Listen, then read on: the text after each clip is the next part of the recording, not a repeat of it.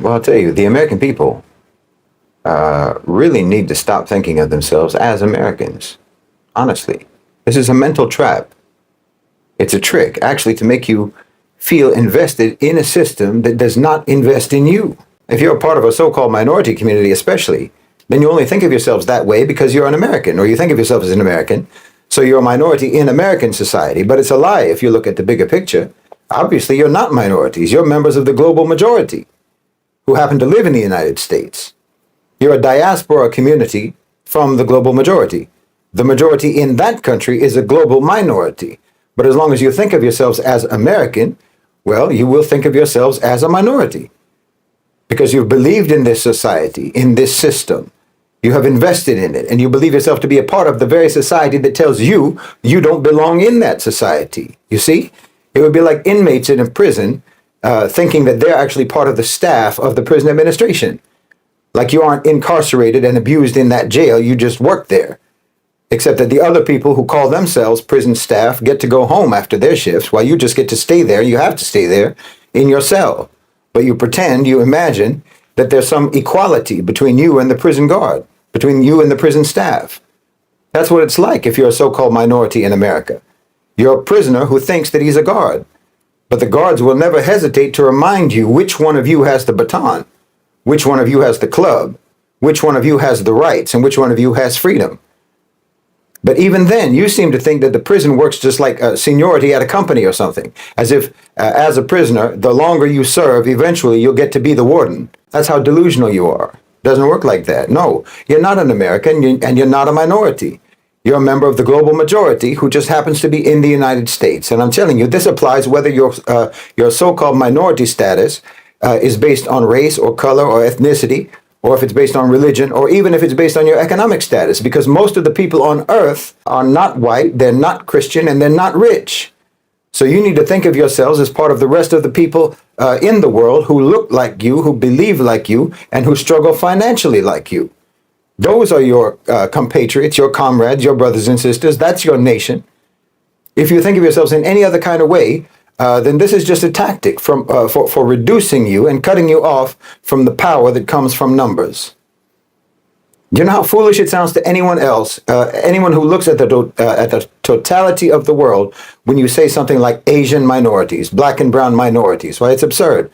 Over 85% of the population on the planet is either Asian or African or Latin American. You think that you're a blade of grass in the desert, but the desert is just a little tiny sandbox in the middle of a field of grass. So don't think of yourselves as minorities in America. Think of yourselves as representing the global majority that encircles that country.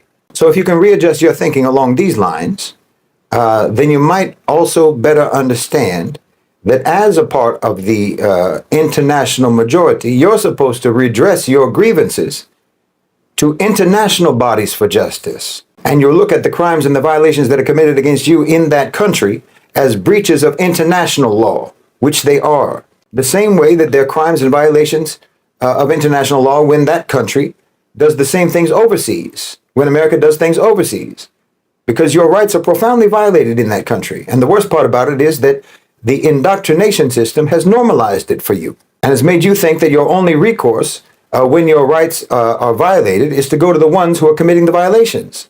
You know, they cut you off from the international community, from the global majority, and made you think that when, for example, when the police murder innocent members of your community, you're supposed to turn to the police for justice. You're supposed to go to the very security forces that are targeting your community for extrajudicial killings and ask them for justice. No, you're supposed to go to the United Nations. You're supposed to go to the International Criminal Court, to the International Court of Justice. I mean, tell me, why the so-called police officers and the chiefs of police and the police commissioners and so on, all of those police officials who are involved in any extrajudicial killing in the United States, why were they put on trial in Minnesota, in Pennsylvania, Missouri, Texas, or Kansas, or what have you? Why not at The Hague? I mean, you say it's systemic, don't you? You know it's systemic targeting of so-called minority communities.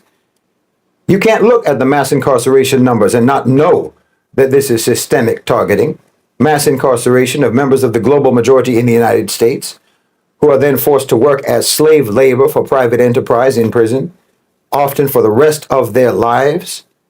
This is systemic population reduction of so-called minority communities through extrajudicial killing and detention. Well, that's nothing but a form of ethnic cleansing.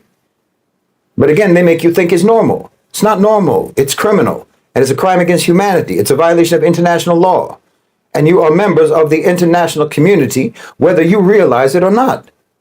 Your government, your system, has got you believing that international law doesn't apply to you.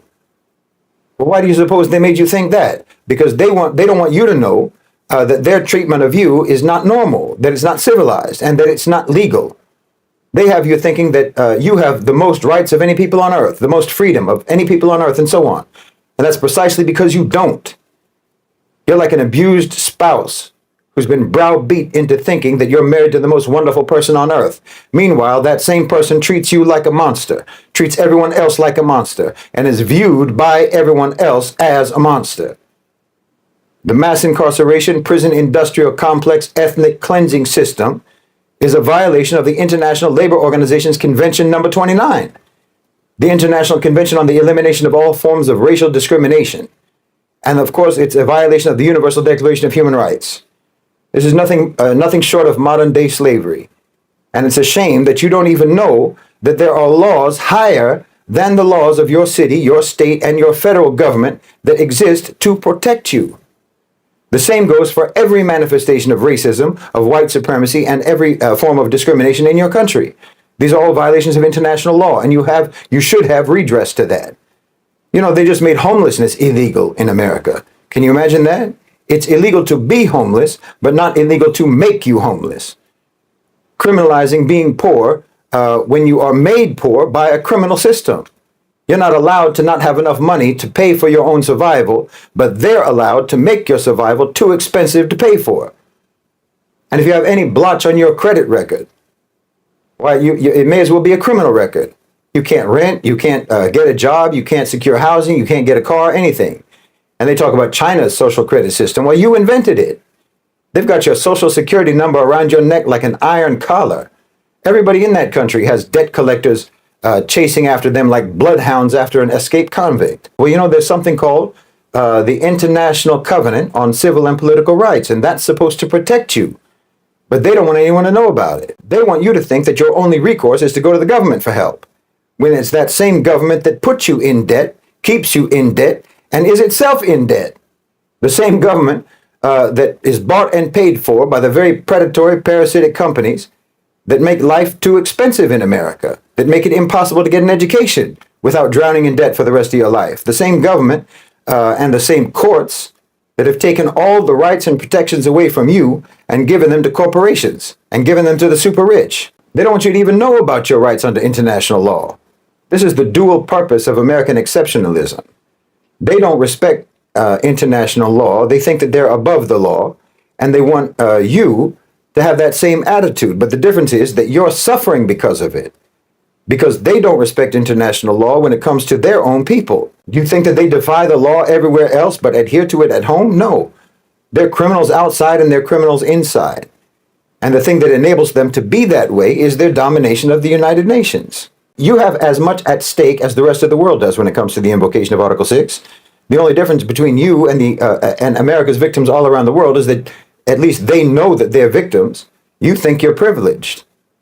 If we can get the U.S. expelled from the UN for their persistent violations of the principles of the UN Charter, I'm telling you, you can't even fathom how different this world could be, how different your own lives can be. The Article 6 campaign is fighting for a day when the United States will be held accountable for its crimes against humanity, both abroad and at home. This measure would be the most decisive blow imaginable to the American tyranny that you and I have been living under and suffering under for our whole lives, and what the whole world has been enduring for as long as anyone can remember. We can foresee a future with the Article 6 campaign in which the United Nations is, once it's liberated from U.S. domination and control, it could actually impose accountability on the United States, something that is practically and procedurally impossible right now, as long as America reigns on the Security Council. We can envision a future where the world unites to impose economic sanctions on America, to cut the empire off at the knees and force it to reckon with the blood they have on their hands. But this struggle isn't only about liberating the oppressed people of the world. No, like I said, it's also about liberating the American people themselves from the chains of corporate tyranny and state oppression. Because the United States is not just a global oppressor, it's an oppressor of its own people. The American people have been deceived, they've been manipulated, and they've been dominated by the private sector, by the corporations that control their government, control their economy, and control their everyday lives. These corporations, these faceless entities of greed, have built their empire on the suffering of the working class, the exploitation of the poor, and on the backs of all of those poor people who believed in the so-called American dream. But it turns out that it wasn't a dream at all. It's a drunken stupor. You're drunk from propaganda and indoctrination, and on top of that, you're punch drunk from enduring the relentless beating that that system has been giving you your whole life. And it's time to sober up. Don't you know that if the UN is allowed to do its job, America can be punished for its actions? America can be sanctioned. And what better punishment could there possibly be for a system that prioritizes profit over everything else? Why, America can't cope if they were sanctioned by major trading partners and by 190 nations on earth. You operate on a trade deficit every year, about $1 trillion worth. That means that you import $1 trillion worth of goods more than you export. And you're importing things that you can't produce yourselves. Yeah, I know it sounds like this is going to make your life harder, but this is a process of struggle and sacrifice that you're going to have to go through to wrestle your way out of corporate domination. With the Article 6 campaign, we can envision a world where the power of these corporations is shattered. When the sanctions come, when American businesses lose their grip on global markets, the stranglehold that corporations have on the American people will weaken. Without the profits that fuel their domination, these corporations will lose their influence over the government, over the economy, over every aspect of American life.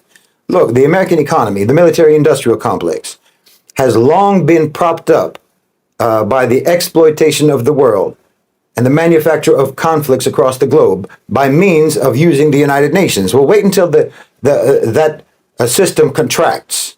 The collapse of the old system will make way for something new, something better, something moral, inshallah. We're working towards a future where Wall Street, that temple of greed and corruption, is brought to its knees. When the sanctions hit, the stock market will tremble and the dollar will weaken. But it's not something to fear. This is something to welcome. When the financial markets are in turmoil, the power of the corporate elite will be shaken. The American people will have the chance to demand a new economic model that serves the many and not just the few. We're pushing for a future where these multinational behemoths, which have robbed people of their livelihoods and of their dignity, get dismantled.